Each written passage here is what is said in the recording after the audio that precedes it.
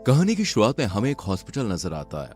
असल में इस आदमी की बीवी इसके बच्चे को जन्म देने वाली थी, लेकिन अफसोस इसकी बीवी पर खराब मौसम के दौरान आसमानी बिजली टूटकर गिर जाती है और उसकी बीवी मर जाती है।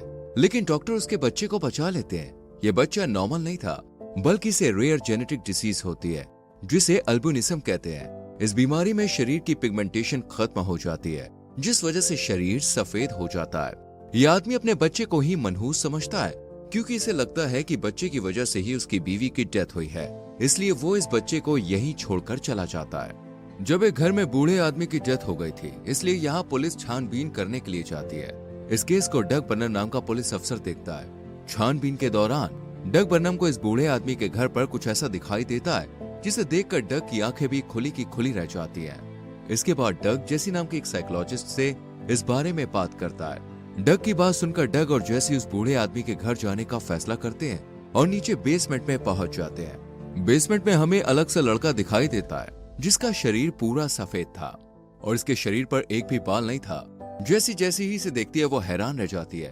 वो लड़के से उसका नाम पूछती है। लड़का अपना नाम जेरेमी बताता है। आपको बता दें, जेरेमी वही लड़का है जिसे उसके पिता हॉस्पिटल में मनहूस समझकर छोड़ गए थे, जिसके बाद उसके दादाजी ने उसे अपनाया और इसे दुनिया की नजरों से छुपाकर घर में ही रखा।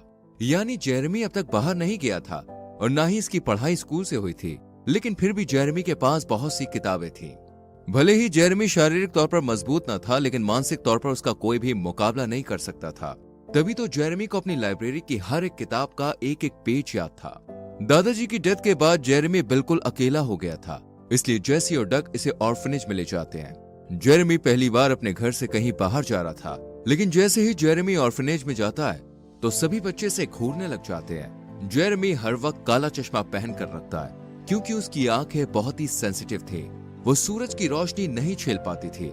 यहाँ के बच्चे जेरेमी से चम्मच को बैलेंस करने के लिए कहते हैं। पहले तो जेरेमी ऐसा करने से मना कर देता है, लेकिन फिर जॉन उसे धमकाता है और जेरेमी किसी तरह चम्मच को बैलेंस कर देता है और तभी वहाँ मौजूद सारे चम्मच इस चम्मच से आकर चिपक जाते हैं। ये नजारा देखकर सभी की आंखें खुली की खुली रह जाती है और जॉन जेरेमी की ये पावर देखकर बहुत गुस्सा हो जाता है। अगले सीन में हमें जेसी नजर आती है, जो कि जेरेमी के शरीर की जांच करवाती है। चेकअप करने के बाद डॉक्टर बताते हैं कि जेरेमी की बॉडी एकदम नॉर्मल है। जेरेमी हर वक्त चश्मा लगाता था, इसलिए जेसी जेरेमी के लिए लेंस ऑर्डर कर देती है। साथ ही जेसी इसका एडमिशन भी एक स्कूल में करवा देती है ताकि जेरेमी अच्छे से पढ़ सके। यहाँ जेरेमी फिजिक्स की क्लास में बैठा था और डोनाल्ड नाम का टीचर इन्हें बिजली के बारे में पढ़ाता है। इसी क्लास में लिंडसे नाम की एक लड़की भी थी जो जेरेमी को देख रही थी। इसी बीच डोनाल्ड एक इलेक्ट्रिसिटी मॉडल पर एक एक्सपेरिमेंट करता है, जिस वजह से बिजली निकलना शुरू हो जाती है। बिजली को देखते ही जेरेमी का शरीर कांपने लगता है। धीरे धीरे ये बिजली इतनी ज्यादा बढ़ जाती है कि सीधा जेरेमी के पास आ जाती है। बिजली को देखकर ऐसा लग रहा था जैसे जेरेमी इसे अपनी तरफ खींच रहा है।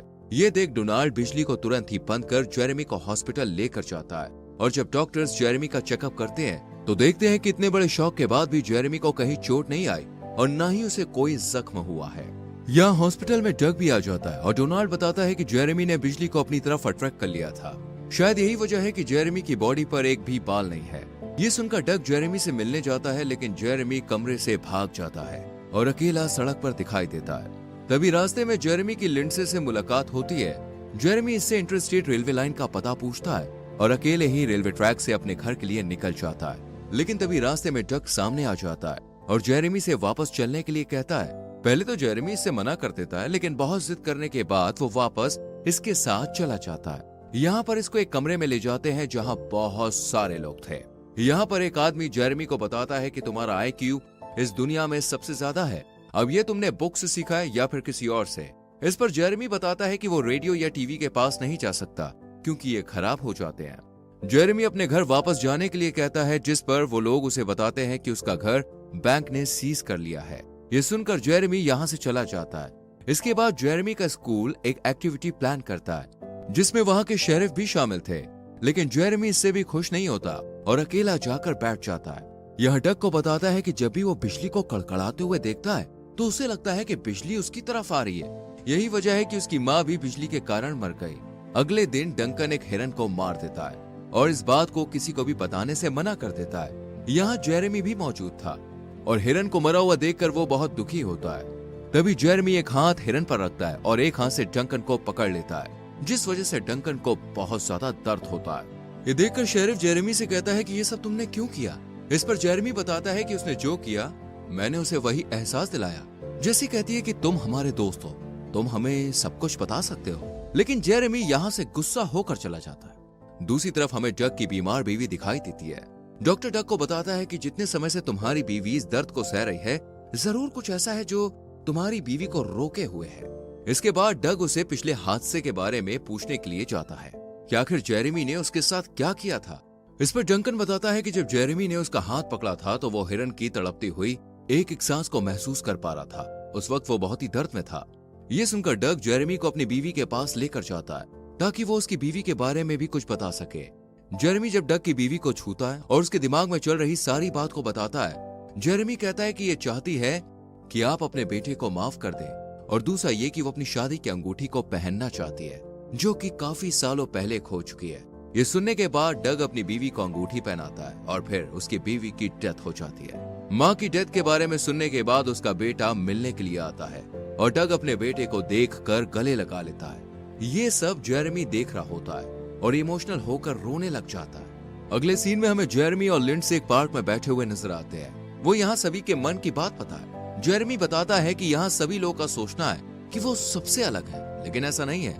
वो हर एक चीज से जुड़े हुए हैं, लेकिन ये सभी बातें लिंडसे के बिल्कुल भी समझ में नहीं आती है। तभी जेरेमी और लिंडसे एक दूसरे से हाथ मिलाते हैं और लिंडसे जेरेमी की शुरू से आखिर तक की सारी कहानी महसूस करती है कि कैसे उसके पिता ने उसे अकेला छोड़ दिया। जेरेमी के साथ भी अब तक जो हुआ था वो सब जेरेमी को याद था और उसे महसूस करके जेरेमी बहुत दुखी हो जाता है और लिंडसे से अपना हाथ छुड़ा लेता है। जेरेमी लिंडसे से पूछता है कि क्या मैं तुम्हें बुरा लगता हूँ। इस पर लिंडसे कहती है कि आज तक मैं जितने भी लोगों से मिली हूँ, मुझे उन सब में तुम सबसे ज्यादा अच्छे लगे। ये कहकर लिंडसे जेरेमी के बहुत करीब आ जाती है और उसे लिप किस करती है।